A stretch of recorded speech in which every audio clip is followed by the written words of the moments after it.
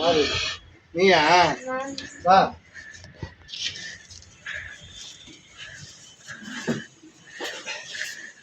உட்காரு. நல்லா இருக்குமா? நீ எப்படிங்கிற? என்ன இந்த பக்கம் வந்துக்கிற? என்ன சொல்லியா வந்த? ரேஷன் கடைக்கு வரலான்னு வந்தேன்ப்பா. என்ன காரணம்? எதாவது வாங்கிட்டு வந்துட்டியா? இல்லப்பா, ஒரு 105 ரூபா கொடுத்தனா வாங்கிட்டு வந்துருப்பா. என்னது? 105 ரூபா. இதே ரோதனையா போச்சு உன் கூட. அப்பப்போ 10 நாள் 5 நாள் சோறு இல்லை, டீ இல்லை. ஏன் தவன் என் பொண்டாட்டி வேலை ஊரில் இல்லை. நானே சோறு ஆக்காமல் சோறு சாப்பிட்டுக்கு இல்லாமல் இருக்கிறேன். ஒரு தாய் தானே நீ. ஏன் உன் பொண்ணு வீட்டில் போய் ஒரு 105 ரூபா கேட்க வேண்டியது தானே?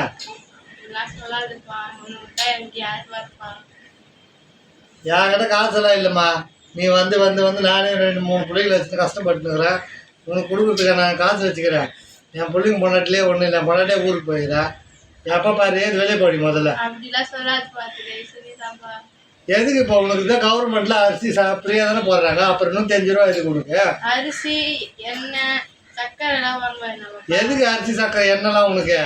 அரிசி வாங்கினா அடுப்பு பற்ற வச்சா கஞ்சி காய்ச்சினியா, உப்பு போட்டு கஞ்சி கழிச்சிட்டு சாவர காலத்தில் உனக்கு என்னத்துக்கு சக்கரை போட்டு டீ குடிக்கணும், பருப்பு போட்டு சாம்பார் வச்சுருந்தோமா? இந்த மாதிரி ஊடு ஊட அலைஞ்சினுக்கிற. அந்த ஆள் இருக்கும்போது நல்லா அந்த ஆள் இருக்கும்போது கூட எதுவும் எங்களுக்கு பிரயோஜனம் கிடையாது. இப்போ நீயே எனக்கு எதுவும் பிரயோஜனம் கிடையாது. அப்புறம் ஆனவனா 100 ரூபா கொடு, 50 ரூபா கொடு, 10 நாள் 15 நாள் சோறு கொடு, அதை கொடு, இது கொடு. நீங்கள் வந்துடுறேன். ஏந்து போமா, போய் உன் பொண்ணு வீட்டில் போய் கேளுமா. போமா ஏந்து முதல்ல.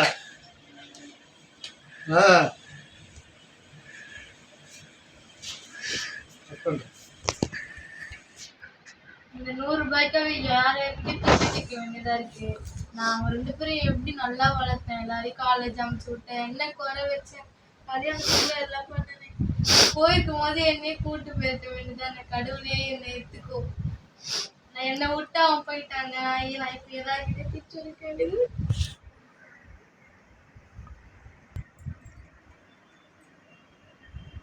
அம்மா நீ பெருசா உங்க மகாராணி மாதிரி வச்சு மகாராணிக்கு வேலை வச்சுக்கோமா. சரி முதல்ல சாப்பிடலாம். அதெல்லாம் நான் மகாராணி மகாராணி எங்க அம்மா இது எங்க அம்மா நீ போ வெளில போ. எங்க அம்மா நீ வெளில போ. எங்க அம்மா நீ வெளில போ.